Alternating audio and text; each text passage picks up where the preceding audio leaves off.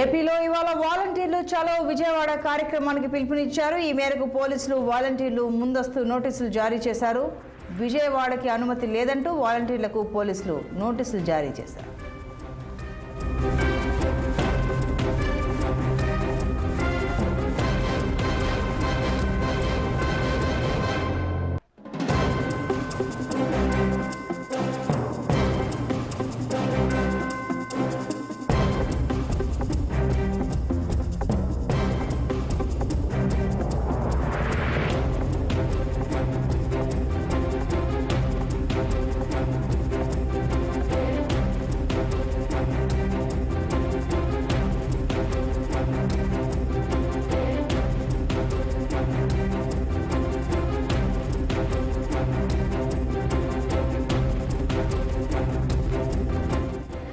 ఏపీలో ఇవాళ వాలంటీర్లు చలో విజయవాడ కార్యక్రమానికి పిలుపునిచ్చారు. ఈ మేరకు పోలీసులు వాలంటీర్లకు ముందస్తు నోటీసులు జారీ చేశారు. విజయవాడకి అనుమతి లేదంటూ పోలీసులు చెబుతున్నారు. ఇక మరింత సమాచారం మా ప్రతినిధి కృష్ణ అందిస్తారు. కృష్ణ, చెప్పండి, వాలంటీర్లు చలో విజయవాడ కార్యక్రమానికి సిద్ధమవగా అసలు వాళ్ళ డిమాండ్లు ఏంటి? పోలీసులతో అనుమతి అయితే నిరాకరిస్తున్నారని తెలుస్తోంది. ఏం జరుగుతోంది? వివరాలు ఏంటి?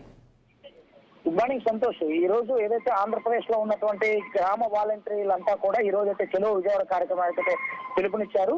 ఏదైతే వాలంటీర్ వ్యవస్థ ఉంటుందో తీసేస్తారన్న చందంగా రాష్ట్ర ప్రభుత్వంలో వ్యక్తం చేస్తున్న మాటలను బట్టి ఆ వాలంటీర్లు అయోమయంలో ఉన్నట్లయితే మనకు ప్రధానంగా తెలుస్తుంది. ఏదైతే పెన్షన్ పథకానికి కూడా వాలంటీర్లను వినియోగించుకోకుండా కేవలం 1,50,000 గ్రామ సచివాలయ వ్యవస్థలో ఉన్న వారిని వినియోగించుకొని వారందరితో ఒక్క రోజులోనే దాదాపు అన్ని పెన్షన్లన్నీ పూర్తి చేయడం తీసుకున్నట్లయితే వాలంటీర్లు అంతా కూడా ఇక వాలంటీర్ వ్యవస్థ ఉండదు అనేక ఆందోళన వ్యక్తం చేస్తూ ఈ రోజు అయితే చలో విజయవాడ కార్యక్రమానికి అయితే పిలుపునిచ్చారు. ఈ యొక్క చలో విజయవాడ కార్యక్రమానికి రాష్ట్ర ప్రభుత్వం నుంచి అయితే ఎటువంటి అనుమతి లేదని చెప్పేసి పోలీసులు అయితే తెలుపుతున్నారు.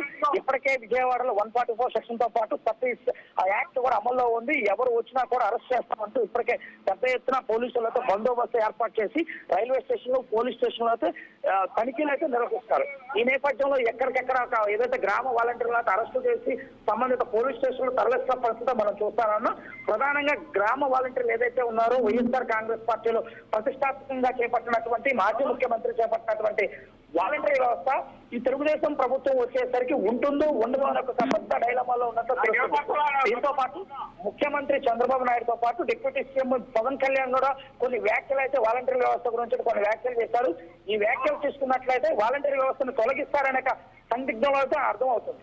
అదే విధంగా కూడా ఈ వాలంటీర్ వ్యవస్థలో ప్రభుత్వానికి ముందు ఎలక్షన్ ముందు దాదాపు 1,50,000 మంది వాలంటీర్లు అయితే రిజైన్ చేసిన పరిస్థితి మనం చూస్తున్నాం. కొంతమంది అయితే మాతో బలవంతంగా వైఎస్ఆర్ కాంగ్రెస్ పార్టీ శ్రేణులు అయితే రిజైన్ చేయించారని చెప్పేసి కూడా వాలంటీర్లు అయితే చెప్తున్న పరిస్థితి మనం చూస్తాము.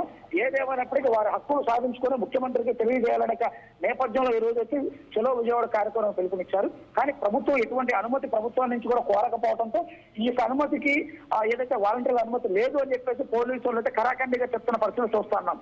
Santosh. Right Krishna, thank you.